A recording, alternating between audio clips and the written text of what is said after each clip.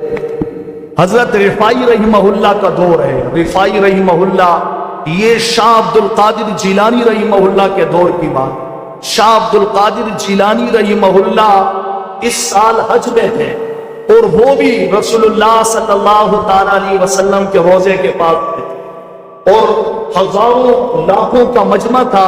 حضرت رفاعی رحمہ اللہ نے رسول اللہ صلی اللہ تعالی علیہ وسلم کی قبر مبارک کے پاس جب حاضری دی تو کچھ اشعار پڑھے اور کہنے لگے فی حالت البعد روحی کنت ارسلها. یا رسول اللہ جب ہم دور تھے میں اپنی روح کو آپ کے پاس بھیجا کرتا تھا کہ وہ آپ پہ درود و سلام پڑھے.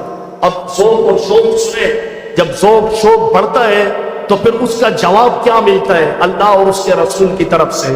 تو فی حالت البعد روحی کنت ارسلها وہی دولت الاشباح قد حضرت.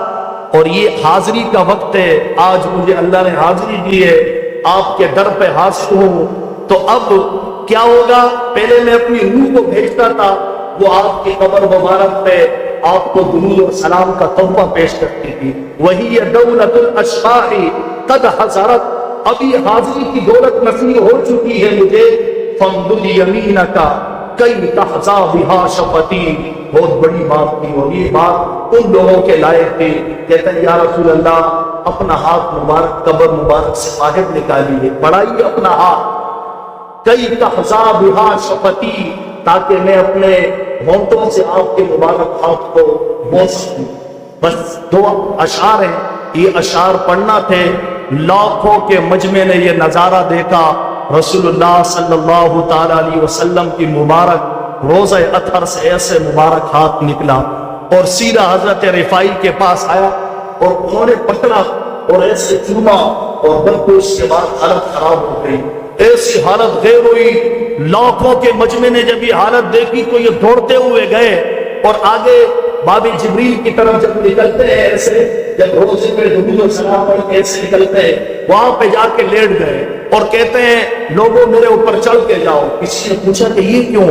کہا کہ یہ اس لیے کہ اللہ والے اپنے اندر عجب کو نہیں آنے دیتے ہیں. یہ اتنی بڑی دولت اس کائنات میں مل گئی کہ امام الانبیاء خاتم النبیین نے اتنی لاج رکھی, بس انہوں نے یہ کہا کہ یا رسول اللہ اپنا مبارک ہاتھ بڑھائیے, اور ادھر سے ہاتھ مبارک نکل کے آ گیا اور اتنے زمانے نے اتنے لوگوں نے اس کی اجازت بھی کر لی. تو اب وہاں پہ لیٹ گئے کہ مجھ پہ چڑھ چڑھ کے جاؤ. اب ایک بزرگ جو یہ واقعہ بتا رہے تھے, جنہوں نے خود اپنی آنکھوں سے دیکھا, تو وہ ان سے کسی نے پوچھا جب وہ سنا رہے تھے کہ جب باب جبریل سے لوگ نکل رہے تھے اس طرف کو, تو جب وہ وہاں لیٹ گئے حضرت رفاعی رحمہ اللہ, تو آپ نے بھی ان پہ کوئی قدم رکھا. جب انہوں نے کہا کہ میرے پہ چڑھ کے جاؤ, سارے لوگ مجھ سے گزر کے جاؤ, تو کہا میں پاگل ہوں.